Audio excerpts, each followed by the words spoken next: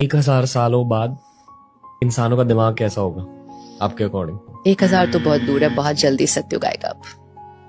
बहुत जल्दी सतयुग आएगा। यस, और इसीलिए सतयुग तो बहुत प्यारा होगा। हर सोल परफेक्ट होगी, हर बॉडी परफेक्ट होगी।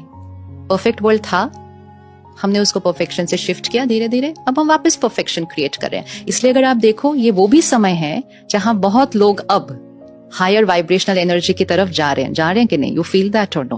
That's all. So this time is called the time of awakening. जैसे रात के 4-5 बजे 3-4 बजे का समय होता है ना, कुछ लोग सोने जाते हैं और कुछ लोग उठते हैं। तो किसी के लिए वो गुड नाइट है और किसी के लिए वो गुड मॉर्निंग है। ये वो वाला समय चल रहा है प्लैनेट पे।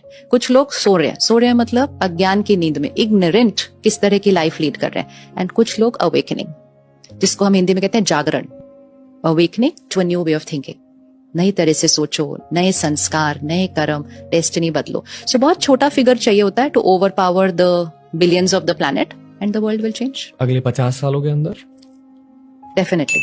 कांट यू सी सृष्टि पर क्या क्या हो रहा है? और कुछ नहीं देखना और सारे फैक्टर्स इग्नोर कर दो, सिर्फ क्लाइमेट और प्लैनेट की कंडीशन को ही देख लो। अगर आप यूएन की साइंटिफिक डेलिब्रेशन सुनेंगे, one of the scientist said, prepare the world for the planet to die, we have 10 years, ऐसा बोला उन्होंने। क्रिटिकल हो रही है प्लैनेट की सिचुएशन। ऑडियंस की रिस्पॉन्सिबिलिटी अब बन गई है कि audience needs to take care कि अगर आप एक नेगेटिव कंटेंट कंज्यूम कर रहे हो, सिर्फ आप नहीं कंज्यूम कर रहे हो, आप क्रिएटर को और वैसा बनाने के लिए इंस्पायर करो, क्योंकि उसका तो वो बिजनेस है। और फिर आपके कंज्यूम करने की वजह से वो और बनाते हैं और बनाते हैं और लोग कंज्यूम करते हैं। And then we are saying, why is the world becoming like this? हमारे बच्चे ऐसे क्यों हो रहे हैं? रिस्पॉन्सिबिलिटी। शायद इसलिए आजकल लोग टीवी न्यूज कम देखते हैं। हाँ, बट सिर्फ न्यूज से क्या होगा? बाकी सब कुछ मूवीज की तरह, movie, OTT platform, social media hand, हर जगह एवरीथिंग जो भी कुछ आप सुन रहे हो, पढ़ रहे हो, देख रहे हो, pornography. We are the highest consuming country in the world. तो वी हैव टू पॉज।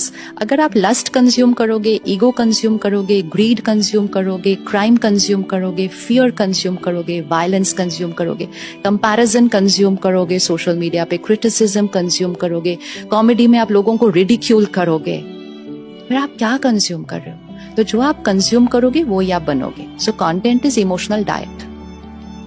जो हम सुनते हैं, पढ़ते हैं, देखते हैं, वो हम बनते हैं। जो हम बनते हैं वो कर्म में आता है, जो कर्म में आता है वो डेस्टिनी बनता है। So content is equal to destiny, and इसलिए the destiny of the planet is changing. Content, that is the power of content. ऐसे ही नहीं कहा गया था कि मीडिया पावर है। तो 30 is the age of your body. आपकी क्या एज है? सोल की? हाँ, I would like to believe कि millions of years old. So ageless, क्योंकि वो कभी मरता नहीं है। आत्मा अजर अमर अविनाशी, इटर्नल है ना, एनर्जी है। तो 30 इयर्स पहले आप कहाँ होंगे? एक और कॉस्ट्यूम में। हमें नहीं पता कि उस कॉस्ट्यूम में आप कौन सा रोल प्ले कर रहे थे, आपकी फैमिली कौन सी थी, आप कौन से देश में थे, आप कौन से शहर में थे, आप कौन से सिनारियोज में थे, आप कौन से सिचुएशंस में थे। उस सब की वजह से ना आपके यहाँ बहुत सारे संस्कार रिकॉर्ड हुए हैं, बहुत सारे कर्म बने हैं। आप कई सोल्स के साथ बहुत क्लोज इंटरेक्शन में आए होंगे, उनके साथ आपके कार्मिक अकाउंट्स बने हैं। इससे पहले आप एक अलग कॉस्ट्यूम में थे, लेट्स से फॉर 100 years। उससे पहले आप एक और कॉस्ट्यूम में थे फॉर 100 years। ऐसे करते करते you have come on a very long journey. अब जो आप हैं ना, आप सिर्फ ये नहीं है, आप ये हैं। ये तो सिर्फ आपने अक्वायर किया है। तो आपके पास यहाँ बहुत सारी लाइफ टाइम्स की रिकॉर्डिंग्स है। अब suppose I am an adult today, we call it adult body, but मेरी लाइफ में बहुत स्ट्रेस है, बहुत टेंशन है, बहुत एंग्जाइटी है, और ऐसे करते करते मैंने 70-80 साल इस शरीर में जिए। मुझ आत्मा ने शरीर छोड़ा, तो isn't fear and anxiety travelling with me? वो तो मेरे संस्कार में है ऑलरेडी, और मैं उस संस्कारों के साथ गर्भ में प्रवेश किया।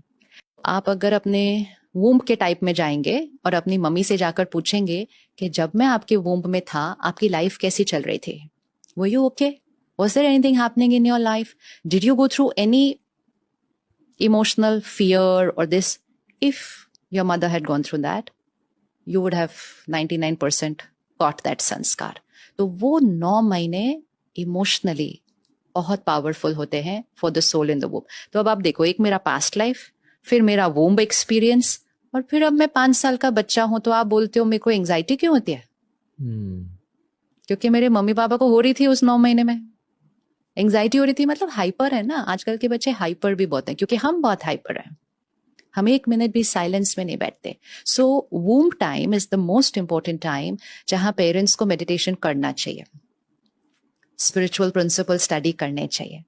याद रखो, अभिमन्यु उस समय सीख लेगा। तो अपने बच्चे को आप जो बनाना चाहते हो, नॉट प्रोफेशनली एंड अचीवर, संस्कार में उसको जो बनाना चाहते हो उस 9 महीने में करो।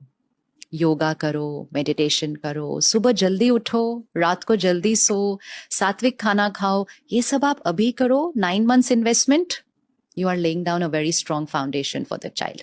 लेकिन आप हाइपर हो, आप सारा दिन इस तरह का कंटेंट कंज्यूम करोगे, आप एक दिन में बिंज वॉचिंग 10 एपिसोड देख लोगे, soul is in the womb of the mother,